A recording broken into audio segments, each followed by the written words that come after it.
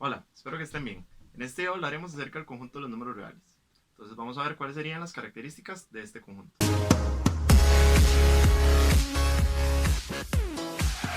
El conjunto de los números reales es un conjunto formado por distintos subconjuntos. Estos subconjuntos son otros conjuntos de números. Por ejemplo, tenemos los números naturales, que son los números que a nosotros nos ayudan a contar. Tenemos además de eso los números enteros. Estos números enteros son los números naturales y también los números negativos. Además del cero, existen los números enteros positivos y los números enteros negativos. Se notan con una z con un más y con una z con un menos. A partir de esto tenemos también los números racionales. Estos números y los números irracionales hay que aprender a diferenciarlos. Para eso también les dejo este video acá arriba, en donde se explican lo que serían las expansiones decimales de cada uno de ellos y cómo diferenciarlos. Todos estos conjuntos anteriormente unidos darían lo que sería el conjunto de los números reales. Y así es como se forma este conjunto. Ahora, vamos a ver algunos elementos y símbolos que podemos utilizar para distinguir elementos, conjuntos y subconjuntos. Vamos a ver cómo serían estos tipos de ejemplos. Para estos casos de acá utilizaremos lo que serían estos símbolos de aquí. Estos dos, este significa pertenece y este no pertenece. Y estos símbolos los utilizaremos solamente para relaciones entre elementos y conjuntos numéricos.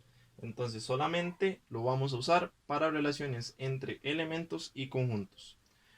Por ejemplo, acá lo que me quiere decir es esto, es si 2 pertenece o no pertenece a los números naturales. Como sabemos, los números naturales son los números del 0 en adelante sin decimales.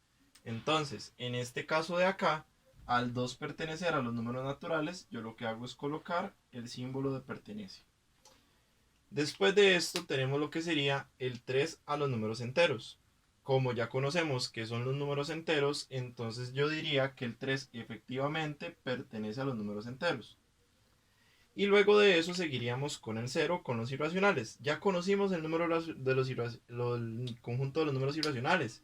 Y según lo que vimos, los números irracionales tienen decimales. En ese caso, el 0 no tiene decimales, entonces no estaría dentro de los números irracionales, por lo que no pertenece al conjunto de los irracionales.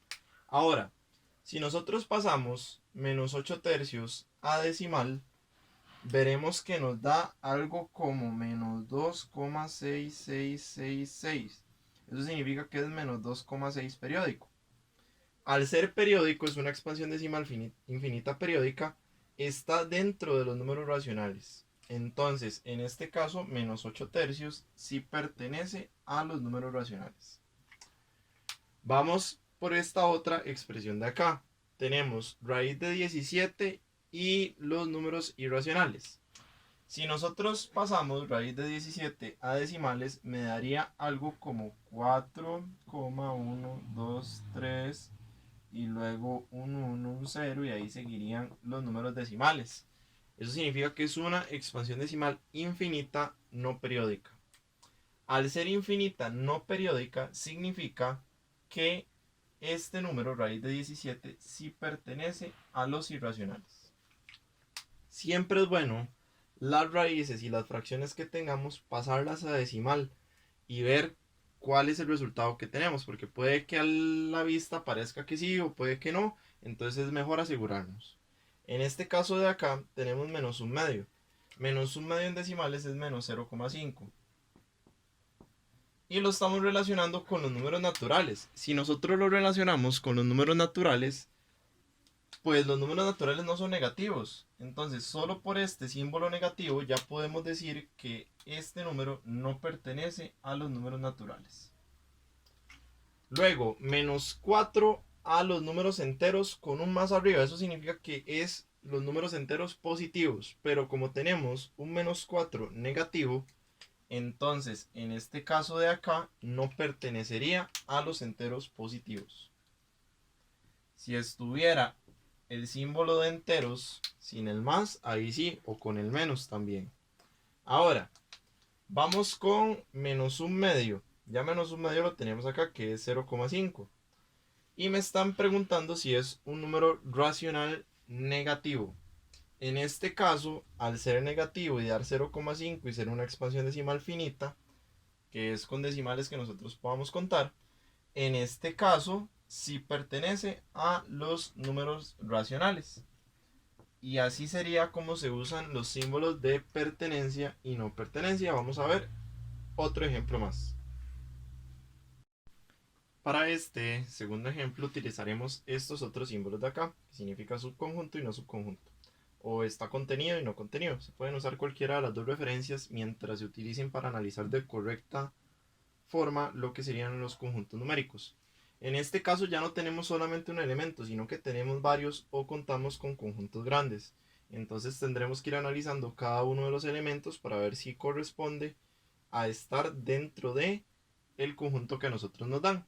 En este caso me ponen 1, 2 y 3, si pertenece o no pertenece a n.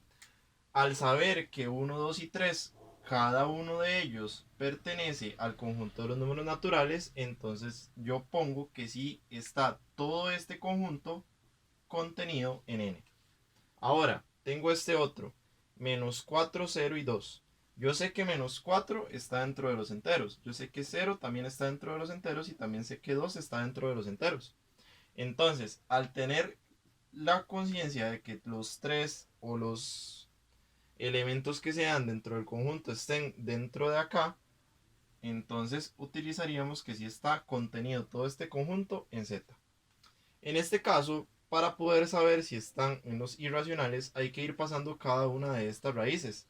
Por ejemplo, raíz de 7 en decimal da aproximadamente 2,6457 y muchos decimales más. Eso significa que es una expansión no periódica y que no es finita. Entonces, este sí está en i. Raíz de 3 daría aproximadamente 1,7320 y muchos decimales más. Eso significa que es una expansión no periódica. Entonces sí está dentro de los irracionales. Y luego iríamos con menos raíz de 4. A la hora de calcular, menos raíz de 4 da de resultado menos 2. Eso significa que este en específico no está en los irracionales. Eso significa que todo este conjunto no está contenido en los irracionales. Para seguir con este otro de acá abajo, calculo los decimales de cada uno de estos. Entonces, menos 7 medios da menos 3,5. Este sí está. 8 quintos daría 1,6. Este también está. Y menos pi sobre 2pi hay que ponerlo en la calculadora. No hay que irnos de una vez porque hay que probar. Esto me da en la calcu menos 0,5 al pasarlo a decimal. Eso significa que esto también, por más que tenga pi, hay que probar siempre para saber si está o no está. En este caso, los tres elementos están contenidos en Q. O sea, están en los racionales. Y para hacer estos últimos dos, pues vamos haciéndolo con el grafiquito que habíamos tenido al inicio. En este caso, tenemos que Z y N. Esto lo que me quiere decir es que Z está completamente dentro de N. Si nosotros vemos Z es más grande que N, entonces no cabría dentro de esos elementos. Por ende, no estaría contenido en N. Z es más grande que N. Ahora, si hablamos de Q contenido en R, o que Q sea un subconjunto de R, pues podemos ver que R son todos los otros conjuntos de números juntos. Entonces, Q sí está contenido en R y por ahí estaría la utilización de estos símbolos y el tema de números reales. Espero que hayan entendido. Cualquier duda, estoy anuente.